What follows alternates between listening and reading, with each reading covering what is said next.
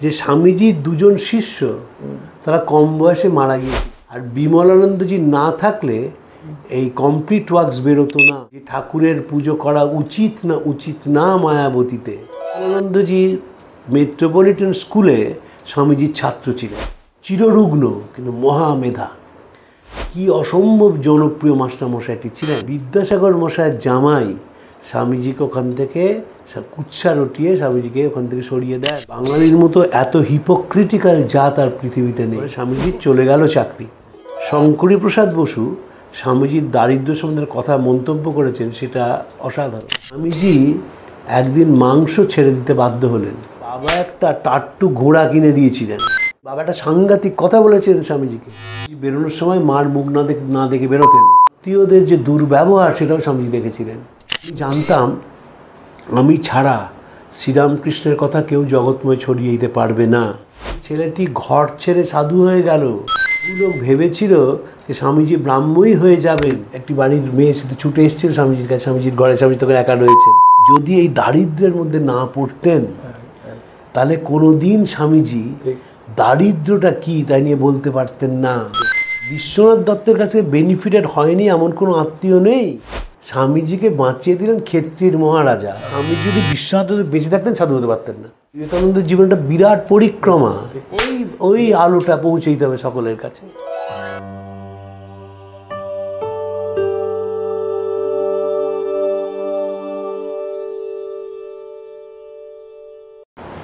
নমস্কার। স্মরণে মননে চিন্তায় ও চেতনায় স্বামী বিবেকানন্দ শীর্ষক আমাদের পডকাস্টের আজকে ষষ্ঠ সেশন।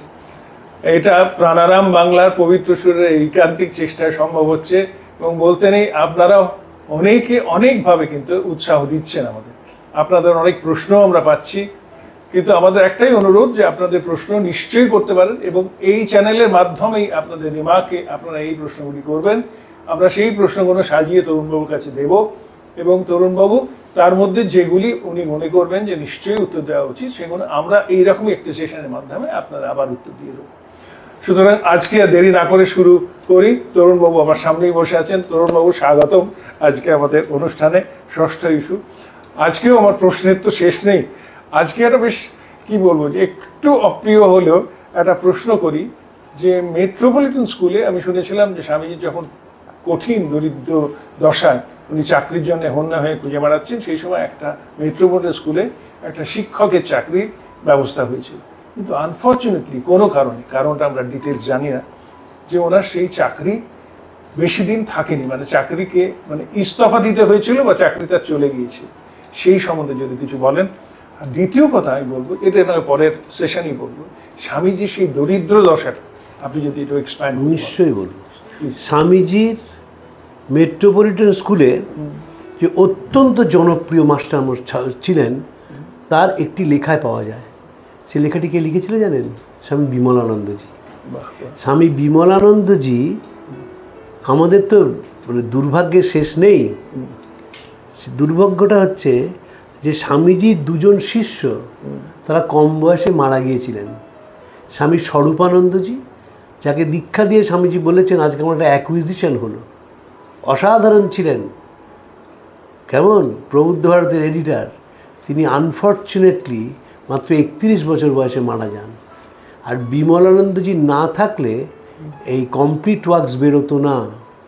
বিমলানন্দজি সেই ব্যক্তি, তিনি চিঠি লিখেছিলেন সারদা মাকে যে ঠাকুরের পুজো করা উচিত না মায়াবতীতে। সে চিঠি নানাভাবে ঘুরে মার কাছে যখন এসে পৌঁছায়, তখন স্বামীজির দেহ চলে গেছে। মা চিঠির উত্তর দেন যে তিনি স্বয়ং অদ্বৈত, তোমরা তার সন্তান, তাই তোমরাও নিজেদের অদ্বৈতবাদী জানিবে। সেই বিমলানন্দজি মেট্রোপলিটন স্কুলে স্বামীজির ছাত্র ছিলেন, অত্যন্ত মেধাবী ছিলেন, চিররুগ্ন কিন্তু মহামেধা। তিনি লিখছেন যে কী অসম্ভব জনপ্রিয় মাস্টারমশাইটি ছিলেন। এবং তিনি যখন পড়াতে আসতেন, যখন কলেজ স্কুলের মধ্যে ঢুকতেন, তা সেই ব্যক্তিত্বে ছেলেরা মোহিত হয়ে যেত।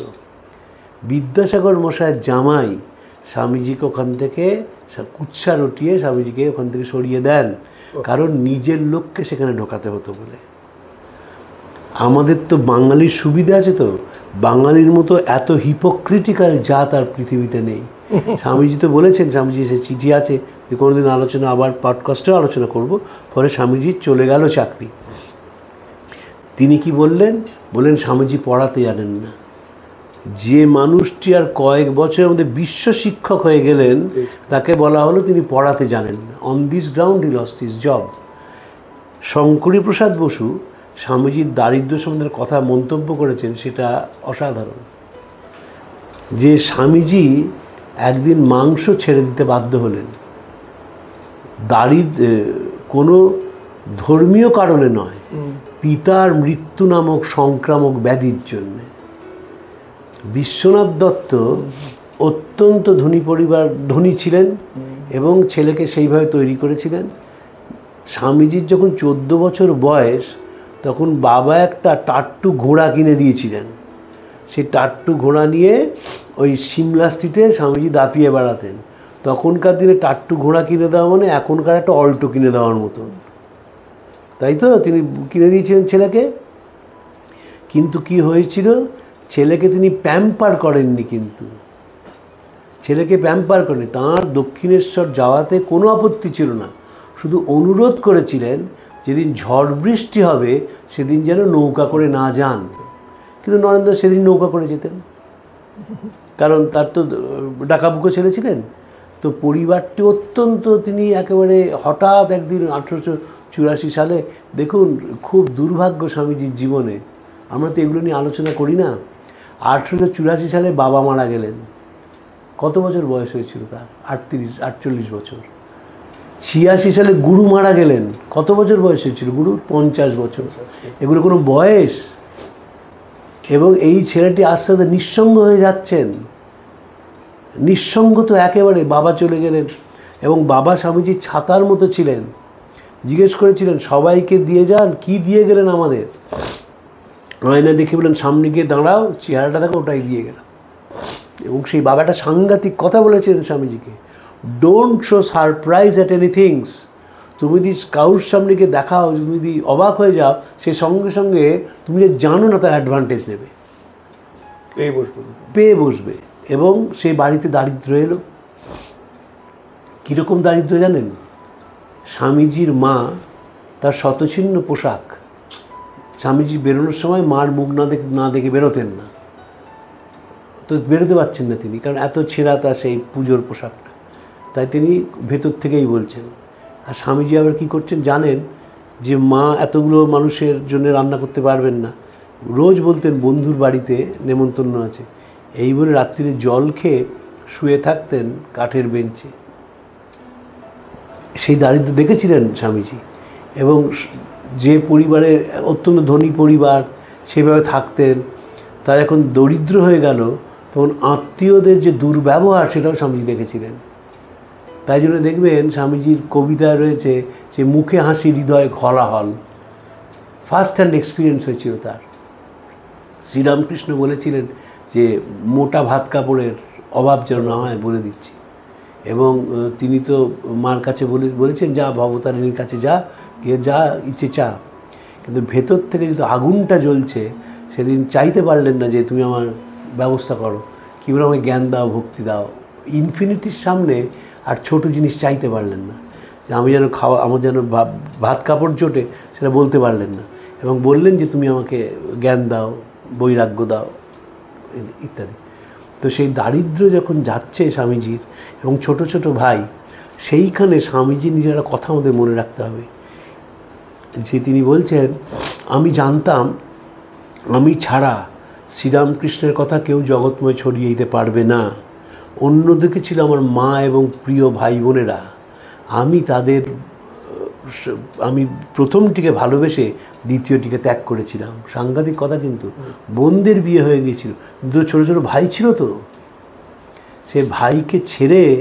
আর আরেকটা কথা মনে রাখবেন, স্বামীজি কিন্তু প্রথম শ্রীরামকৃষ্ণের সন্তান যিনি কলকাতার সচ্ছল পরিবারে জন্মেছিলেন। শারদানন্দজির বাবাও সচ্ছল ছিলেন না, অভেদানন্দজির বাবাও সচ্ছল ছিলেন না। তার বাবা স্কুলের মাস্টারমশাই ছিলেন রসিকলাল চন্দ্র, কিন্তু এইতে তো সচ্ছল পরিবারের ছেলে, উত্তর কলকাতার দক্ষিণ রানীর কায়স্থ পরিবার, যার বাবা ওই রকম বিখ্যাত অ্যাটর্নি, সেই ছেলেটি ঘর ছেড়ে সাধু হয়ে গেল। এবং এটাও মনে রাখতে হবে, ওই দারিদ্র্যের দিনেও কিন্তু উনি ব্রাহ্ম সমাজে যাতায়াত করতেন, ব্রাহ্ম সমাজে গান গাইতেন, এবং বহু লোক ভেবেছিল যে স্বামীজি ব্রাহ্মই হয়ে যাবেন। তখনকার দিনের ভালো ছাত্ররা তো ব্রাহ্ম হয়ে যেতেন তখন তো, এবং ওই দারিদ্র্যের মধ্যেও তো গান ছাড়েননি। এবং তখন যদি কেউ বলতো যে ভগবান আছে, নিশ্চয়ই তোমাদের একদিন ভালো হবে, স্বামীজি তাদের বলতেন না, নেই ভগবান। এতখানি যন্ত্রণা ভেতর, চোখের সামনে দেখছেন মা খেতে পাচ্ছেন না, ভাইরা খেতে পাচ্ছেন, কম যন্ত্রণা নাকি? এবং সেখানে গিয়ে তিনি মাঠের মধ্যে শুয়ে রয়েছেন বিভিন্ন জায়গায় কলকাতা। এই কলকাতাতেই তো বড় হয়েছিলেন, এ তো গ্রামের ছেলে নয়, একদম শহর কলকাতার ছেলে, শহর কলকাতায় জন্মেছেন। বরং সেদিকে বলবো গ্রামে মারা গেছেন। বেলুড় তো তখন গ্রাম, এখনকার বেলুড় মানে হাওড়া ব্রিজ নেই তো, সেইখানে সেই রাত্রিবেলায় সেই ব্রিগেড প্যারেড গ্রাউন্ডে শুয়ে রয়েছেন। এবং কেউ যদি বলতে আসছে, যদি বলছে যারা ভগবান আছেন, ভগবান তোমাদের দেখবেন, স্বামীজি না বলছেন যে না, নেই, কোথাও নেই এসব। প্রলোভনও তো ছিল, প্রলোভনও নিশ্চয়ই প্রলোভনও ছিল। বলে স্বামীজি যখন বেঁচে ছিলেন, তার বাবা উল্টো দিকের একটি বাড়ির একটি পরিবার, তারা তো বললেন স্বামীজিকে বিলেতে পাঠাবেন, ICS করে নিয়ে আসবেন, শুধু মেয়ের সঙ্গে বিয়ে দিতে হবে। স্বামীজির ওই একটি বাড়ির মেয়ে শুধু ছুটে এসেছিল স্বামীজির কাছে, স্বামীজির ঘরে, স্বামী তখন একা রয়েছেন। কিন্তু স্বামীজি এমন করে তাকালেন, সেই দৃষ্টিটা দেখে চলে গেল। আসল কথা কি জানেন তো সুজিত, আমার বারবার মনে হয় যে যারা এক্সেপশনাল হয় না, তাদের চোখের দিকে তাকানো যায় না। আমি আমার নিজের জীবনে কিছু সাধু মহারাজ দেখেছি, আমি তো স্বামীজিকে দেখিনি, চোখের দিকে তাকানো যায় না। বিবেকানন্দের চোখটা এমন ছিল যে যতই দারিদ্র, শরীর কৃশ হয়ে গেছে, চোখের দ্যুতিটা যায়নি, কারণ আগুনটা ভেতর থেকে জ্বলছে বলে।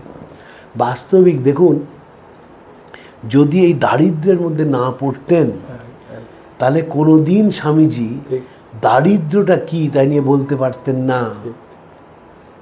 এই যে বারবার সাধারণ মানুষের কথা বলেছেন, কারণ তিনি সাধারণ একজন হয়ে গিয়েছিলেন বলে বারবার লেখা এসছে। তো কোনো দিন তো সাধারণ মানুষকে ছেড়ে থাকতে পারে, একদিনের জন্য না।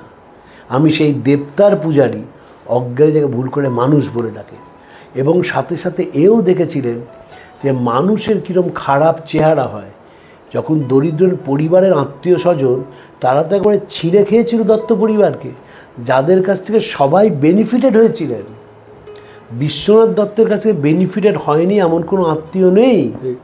কিন্তু তারা বিপদে পড়ছেন, তাকে যতভাবে হেনস্থা করা যায়, ডিপ্রাইভ করা যায়, করেছিলেন তো।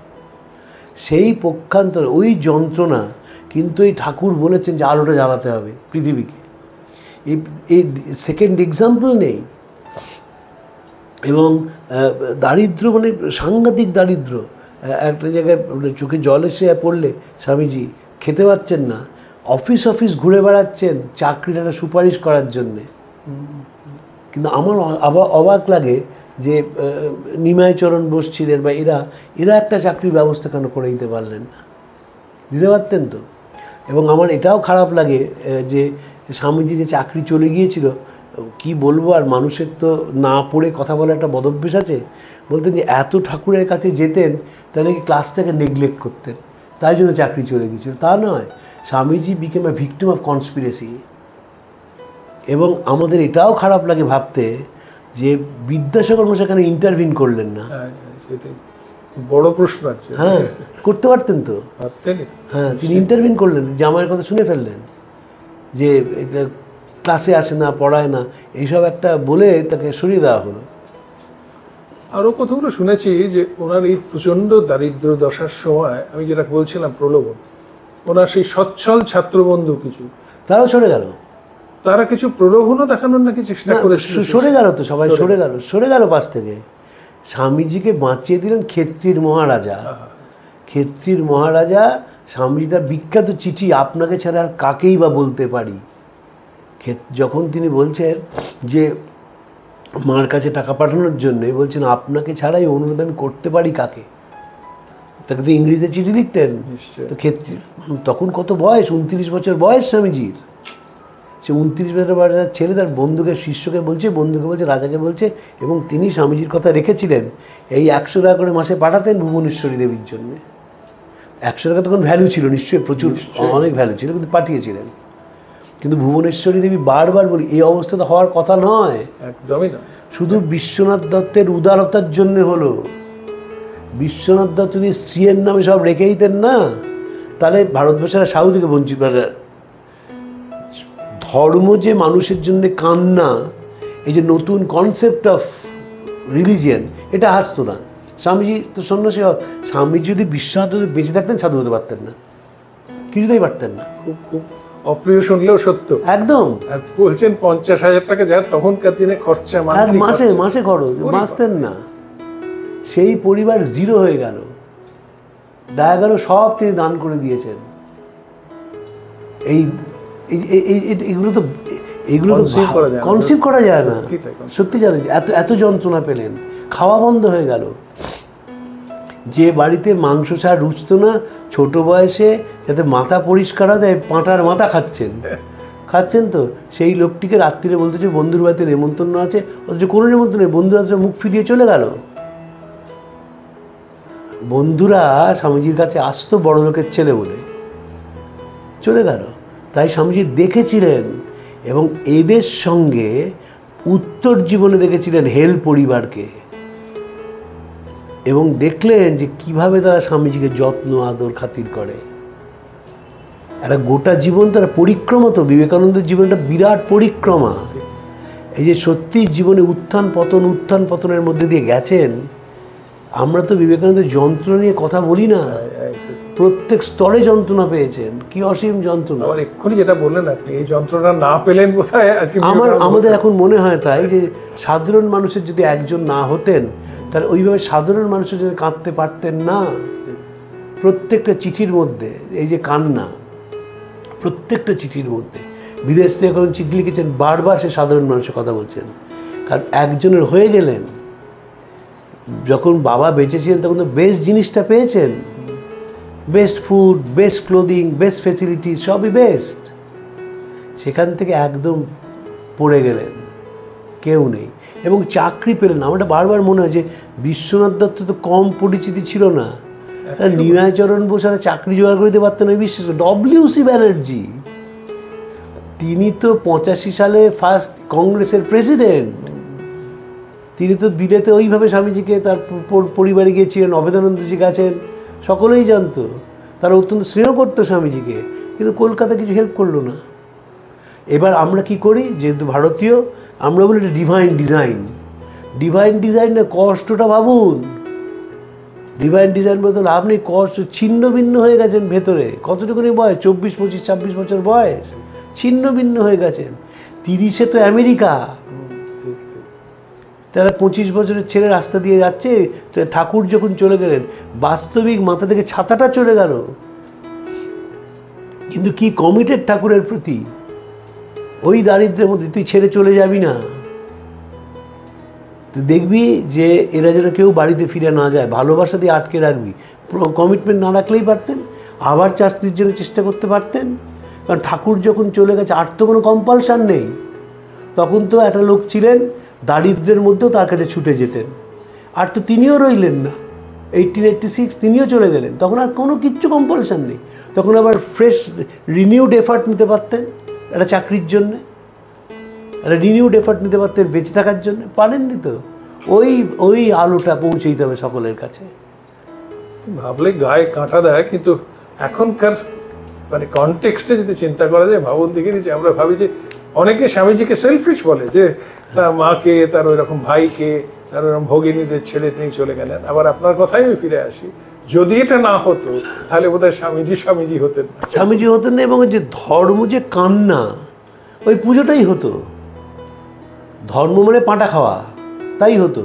ধর্ম যে কান্না, ধর্ম যে অনুভূতি, ধর্ম যে ভাবা, ধর্ম যে আপন করে নেওয়া, ধর্ম যে অপরের মধ্যে নিজেকে খুঁজে পাওয়া, এটা হতো না।